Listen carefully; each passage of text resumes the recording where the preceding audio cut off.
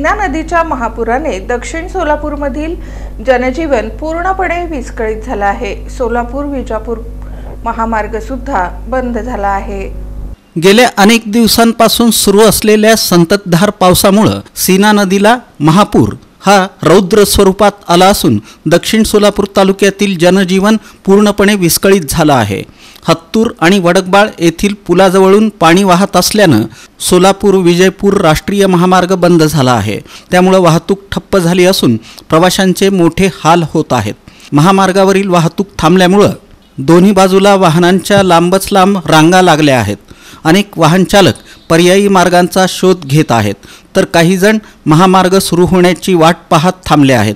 सीना नदीच्या रौद्र स्वरूपामुळे वडकबाळ, राजूर, वांगी, संजवाड, औराद यासह इतर परिसरातील अनेक गावांमध्ये पुराचं पाणी शिरलं आहे।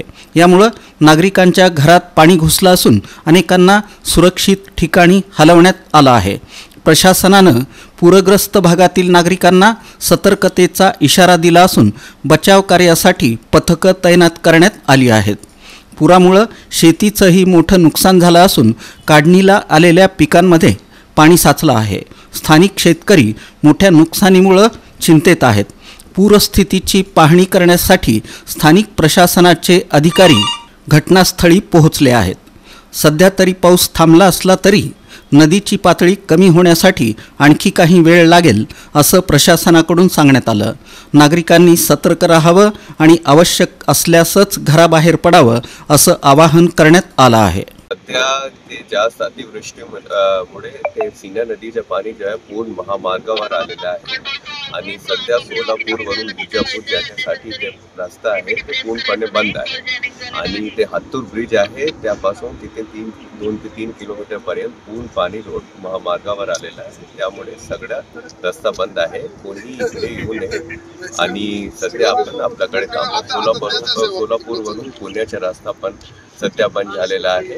आता जसे पाणी कमी असेल त्यानंतर जे आहे ते प्रशासन आपल्याला कळवणार आहे, त्यानंतर आपण आपला प्लॅन। आज सीना नदीला 2 ते 3 लाख क्युसेस पाणी सोडल्यामुळं हत्तूर, वांगी, वडकबाळ, राजूर आदी परिसरामध्ये पूर्ण गावाला वेढा घातलेला आहे।